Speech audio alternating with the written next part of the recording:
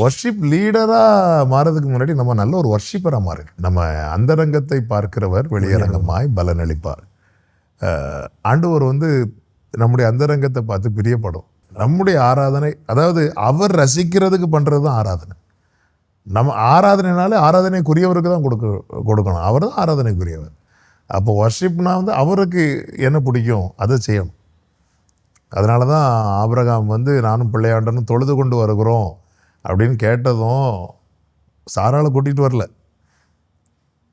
ஈசாக் கேட்குறார். அதுவரை வாயத்திறந்து கேட்காதவர். அப்போ வர்ஷிப்புன்னு சொல்கிறீங்கல்ல, நெருப்பு இருக்குது, விறகு இருக்குது, ஆட்டுக்குட்டி எங்கே கேட்குறான். இப்போ ஆராதனைனாலே ஆட்டுக்குட்டியானவர் இருக்கணும்.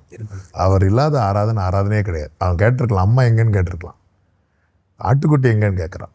அப்போது ஆராதனை நான் கொடுக்குறது அவருக்கு என்ன பிடிக்கும். ஆனால் பல நேரத்தில் நமக்கு பிடிச்சது தான் செய்கிறோம். நமக்கு பிடிச்ச பாட்டு, நமக்கு பிடிச்ச டைம். வர்ஷிப் லீடர்ஸ் நல்ல வர்ஷிப்பராக மாறினாமோ பர்சனல் லைஃப்பில் நல்ல ஆண்டவருக்கு பிரியமா. ஸோ நமக்கு யூஸ்வலாகவே அது எல்லாருக்குமே உள்ளது. அது எனக்கு கிடையாது உங்களுக்கு கிடையாதுன்னு சொல்கிறதில்ல. என்ன அப்படின்னா, ஒரு வர்ஷிப் லீடராக நம்ம இருக்கும்போது நம்ம பண்ணது நல்லா இருக்கா அப்படி 4 பேர் சொல்லணும் நல்லா இருக்குது. அது எல்லாருக்குமே பிடிக்கும். நம்மளும் அப்படி தான் ஆரம்பத்தில் வர்ஷிப் பண்ணி முடித்தோன்னே எல்லா முகத்தையும் பார்த்துட்டே இருப்போம்.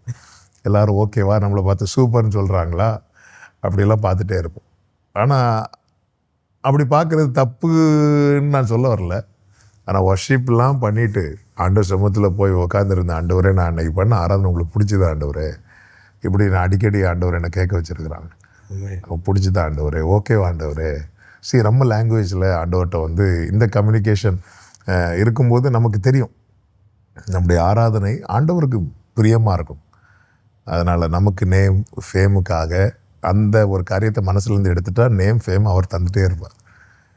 ஆண்டவர் உயர்த்துறதை யாருக்குமே தடுக்கவே முடியாது. ஆனால் அவர் உயர்த்துறதுக்கு ஏதுவான ஒரு நம்பிக்கையை நம்ம ஆண்டவர் கொடுக்கணும். வர்ஷிப் நடத்துகிறதே அது நமக்கு கிடைச்ச ஒரு பெரிய பாக்கியம். நல்ல ஒரு நிலையில் ஆண்டவர் வச்சுருக்கிறான். ஸோ அப்போ அதை சரியாக யூஸ் பண்ணி ஃபுல்லாக ஆண்டவரோடு கனெக்ட் பண்ணி விட்டு நம்மளும் வர்ஷிப் பண்ணணும். அவங்களையும் வர்ஷிப் பண்ண வைக்கிறதோடு இல்லாமல் நம்மளும் அந்த இடத்துல வர்ஷிப் பண்ணிகிட்டு இருந்தா. என்ன கேட்டால் சொல்லுவேன், நம்ம அந்த பலிபீடத்தில் அன்றைக்கி என்ன பாட்டு பாடுறோமோ அதெல்லாம் நம்ம பர்சனலாக அட்லீஸ்ட் அந்த வீக் ஃபுல்லாகவே நம்ம பாடி நம்முடைய ஆத்துமாவில் ஆவியில் அந்த பாட்டு, அந்த துதி, ஆராதனை எல்லாம் அப்படி கலந்து கரைஞ்சிருக்கணும். அவன் பீடத்துலேருந்து அப்படி அதை வெளிப்படுத்தும் போது அது வாசனையாக தான்.